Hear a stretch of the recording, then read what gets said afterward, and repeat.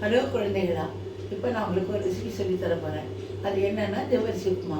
இது எனக்கு யார் சொல்லித்தரேன்? எங்கள் அம்மா சொல்லி கொடுத்த ரெசிபி இது.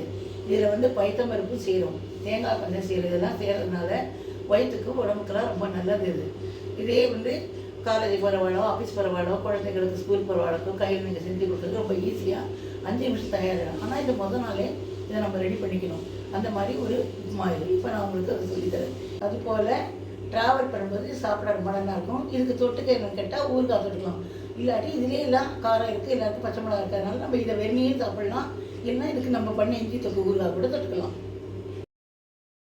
ஜவ்வரிசி உப்புமாவுக்கு தேவையான பொருட்கள்: ஊற வச்ச ஜவ்வரிசி 1 கப்பு ஜவ்வரிசி. இதை நாள் ராத்திரியே ஊற வச்சுக்கணும். காலையில் பண்ணுறதுனா ராத்திரிக்கு பண்ணுறதுனா காலையிலே ஊற வச்சிடணும். 1 கப்பு ஜவ்வரிசிக்கு 1 கப்பு தண்ணீர் விட்டு ஊற வைக்கணும். அதுக்கு மேலே தண்ணி விடக்கூடாது. அப்போ தான் அது உதிரியாக வரும். சரியா? அதுக்கப்புறம் காட்டு 1/2 டம்ளருக்கு கீழே பைத்தம்பருப்பு அந்த அளவில். அதை அப்படியே நெத்து பதத்துக்கு வேக வச்சு வடிகட்டி எடுத்துக்கணும்.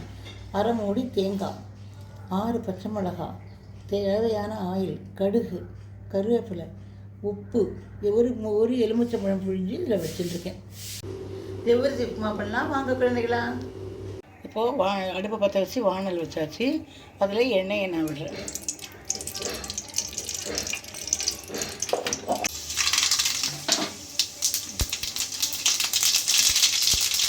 அது வெடிச்சாச்சு. பச்சை மிளகாயை போடுறேன். அப்புறம் இப்போ கருவேப்பிலை போடுறேன். அப்புறம் பைத்தம்பருப்பு போடுறேன். இப்போது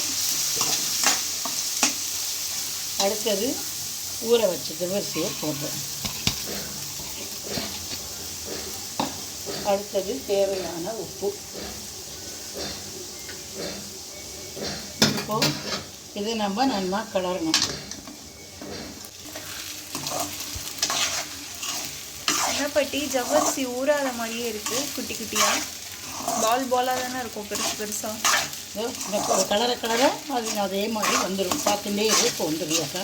ஓகே பாட்டி.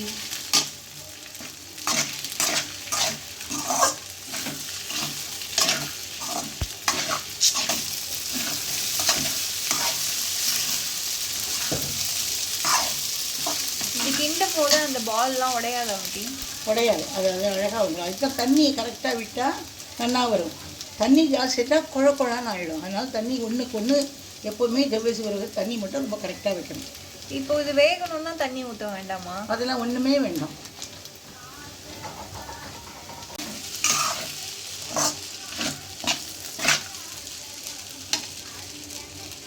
இப்போ நீங்கள் கேட்டியரேக்கா வேகாத மாதிரி இருக்குன்னு இப்போ பாலாக எவ்வளோ அழகாக வருதுக்கலாம். அது போட்டு கலர அது அழகாக கரெக்டாக வந்துடும். ஓகே ஓகே பாட்டி.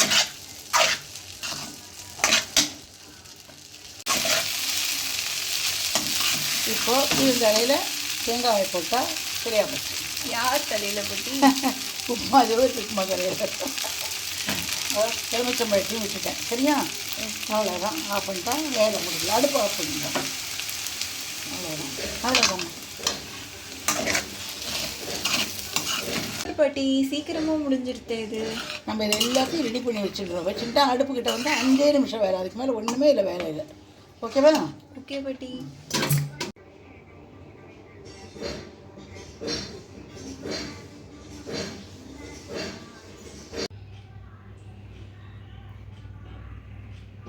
அவ்வளோதான் குழந்தைகளா, ஜவ்வரிசி உப்புமா ரெடி. பைத்தம்பருப்பு அதிகமாக இருக்குன்னு நினைக்காதீங்க. அது நான் இப்படி போட்டால் தான் டேஸ்ட் வரும். நீங்களும் செஞ்சு பாருங்கள் குழந்தைகளா.